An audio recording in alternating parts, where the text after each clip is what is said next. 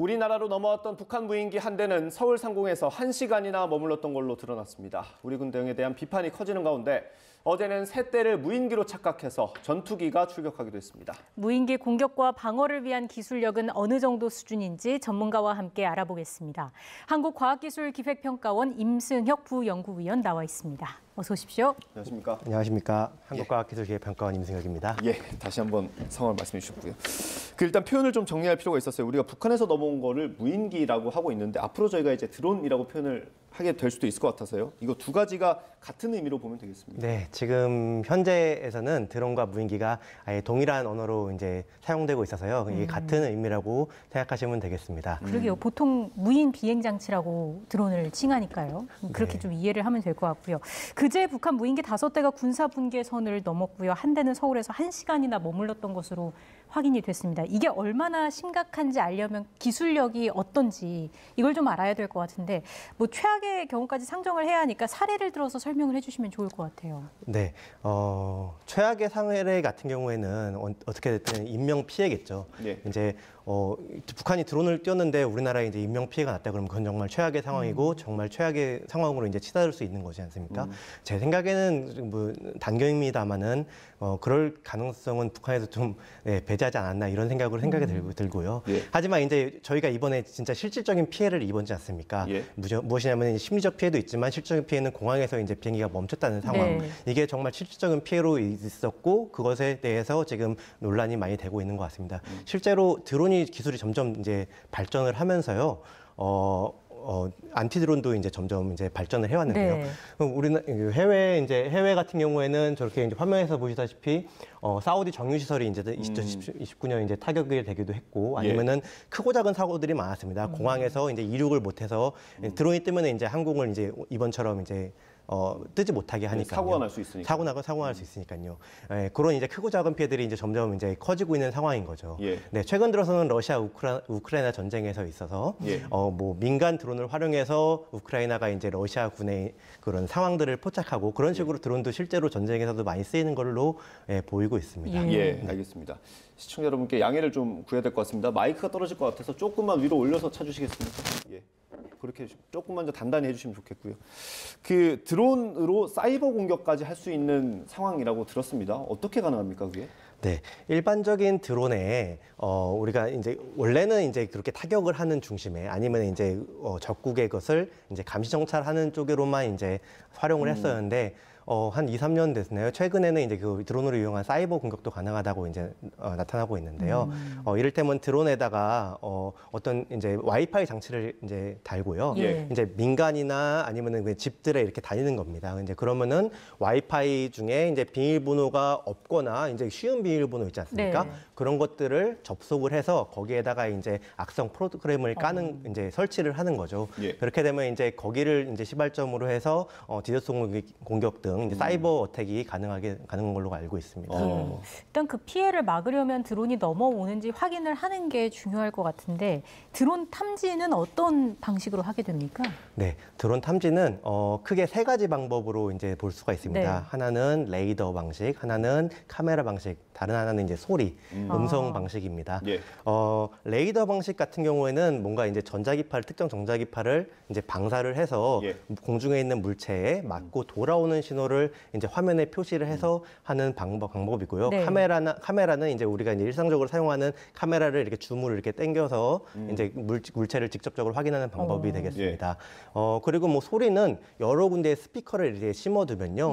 드론에서 나는 소리를 이제 소리가 도달하는데 각각의 이제 마이크에 이제 시차가 있을 거니까요. 그 시차를 계산하면 그 위치를 알 수 있거든요. 그런 식으로 이제 소리를 활용한 방법 이렇게 크게 3가지로 이제 나타낼 수 있을 것 같습니다. 저희가 지금 그래픽으로 보여드리고 있는데 지금 말씀하신 소리가 이제 청각 그리고 적외선 탐지 광학 장비 이게 카메라 그리고 X밴드 레이더가 이제 레이더를 통해서 찾아내는 거죠. 네, 맞습니다.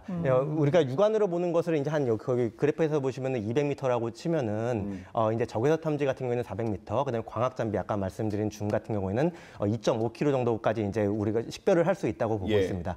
X밴드 레이더 같은 경우에는 아주 지근 거리는 이제 볼 수가 없습니다. 일정 부분 한 300, 400m 후부터 이제 예. 점점 이제 활성화가 돼서 예. 한 3km 뭐 혹은 이제 더 이제 그걸 이제 개량하면 좀 더 넓은 범위를 볼 수가 있는데요. 그래서 이제 아주 가까운 거리나 뭐 레이더, 그러니까 유관 식별 같은 경우에는 이게 탐지랑 식별을 이제 대부분 같이 할 수 있는데 네. 레이더 같은 경우에는 이게 있다 없다 정도만 알 수 있거든요. 그렇기 때문에 이 여러 가지 방법들을 복합해서 사용할 수 있는 그런 이종 복합 장치를 많이 사용해서 탐지를 하는 걸로 노력하고 있습니다. 이걸 다 복합적으로 또 사용을 하고 있는 거고요. 실시간 탐지가 가능한 무인기는 크기가 어느 정도까지 가능한 건가요? 실시간 탐지가 가능하다고 보기는 그렇고요. 이게 어떻게 보면 과학적으로 설명을 하면은 탐지 같은 경우에는 이게 확률입니다. 이게 작은 것도 이제 탐지를 할 수가 있는 거죠. 예. 큰 거는 좀 더 이렇게 반사 레이더가 많아지기 때문에 확률이 높아져서 이제 선명하게 보이는 거고요. 작은 것들도 이제 탐지는 되는데 이것이 과연 무인기인지 아닌지 식별하는 단계가 좀 더 들어가야 되는 걸로 알고 있습니다. 그러니까 분석이 더 필요한 겁니까? 그렇죠. 네.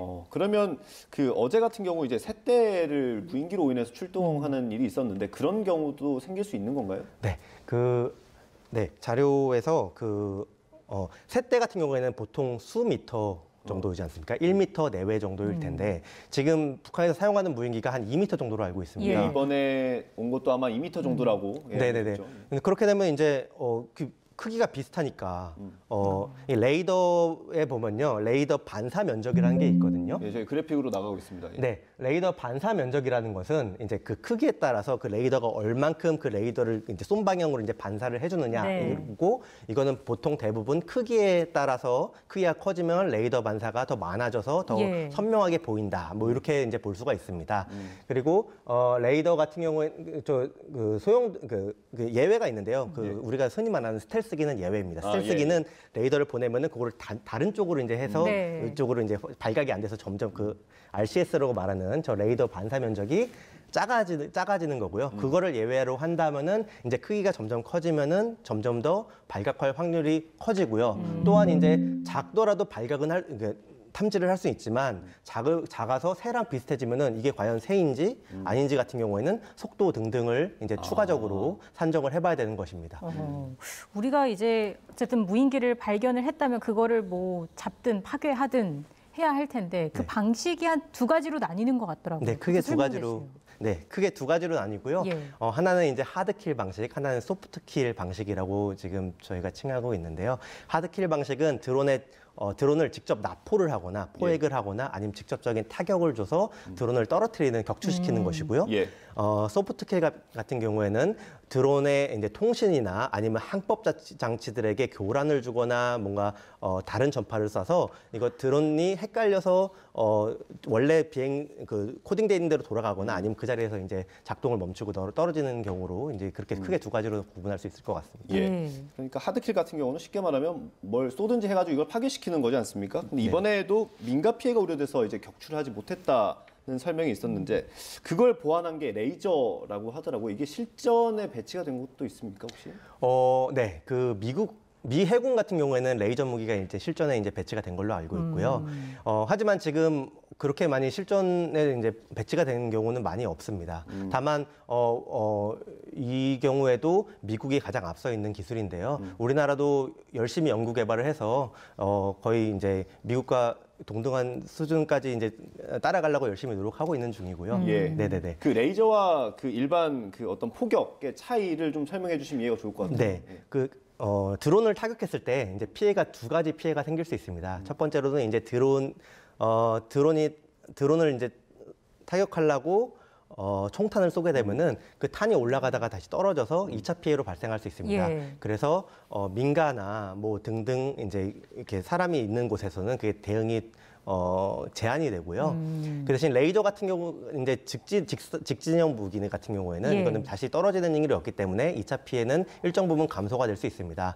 다만 이제 그 드론에 이제 감시 정찰 이제 무기 말고도 다른 이제 폭탄 등이 이제 포함이 돼 있다면은 그 같은 경우에는 드론이 떨어졌을 때 그 드론 자체가 2차 피해가 될 수 있기 때문에 그 역시도 대부분 뭐 영해상이나 뭐 사람이 없는 쪽에서 해결하려고 하는 것으로 알고 있습니다. 예.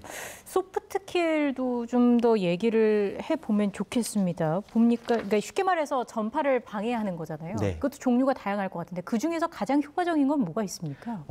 지금 세계적으로 군사용으로 많이 사용하는 것은 이제 그 제머라고 해서 통신 제머, 위성 환법 제머 이렇게 있습니다. 예. 제머라는 것은 무엇이냐면요, 이제 드론이 사용하는 그런 이제 주파수, 전자파를 그 더 센 전자파로 이제 드론이 인식을 못하게 하는 건데요. 예를 들면은 뭐 우리가 리모컨으로 드론을 조종할 때 그 드론에 조종하는 그 주파수를 알아내서 예. 그 조종 주파수보다 더 이제 센 파를 내보내면은 조종을 무력화하는 게 있고요. 혹은 이제 드론 같은 경우에는 흔히 이제 위성화법이라 해서 우리가 이제 자동차를 운전할 때 내비게이션 같이 GPS를 계속 받고 있습니다. 그런 이제 위성화법을 예. 그 신호보다 더 센 거를 이제 제밍을 하게 되면은 그 이제 드론 같은 경우에는 이제 더 이상 이제 운항이 불가능하게 되는 것이죠. 네, 이 통신 제밍이나 위성 항법 제밍이 통하지 않는 경우도 있습니까? 네, 뭐 기술적으로는 가능합니다. 이게 드론 같은 경우에는 위성 항법 제밍 혹은 이제 통신을 하지 않고도 만약에 어떤 프로그래머가 그 드론한테 어떻게 위치를 거쳐서 어떻게 돌아오라라고 프로그램 해놓으면은 리모컨으로 조종도 필요 없고 예. 그리고 그 흔히 INS라고 하는 그 관성항법이라는 게 있습니다. 예. 그래서 그걸 내재하고 있으면은 위성에서 GPS를 받지 않고도 가속도로 내 위치를 계속 초기 위치부터 계속 측정을 해가면서 예. 본인의 위치를 알게 되겠습니다. 그렇게 되면은 이제 그런 제밍은 효과가 없을 수도 있는데요. 하지만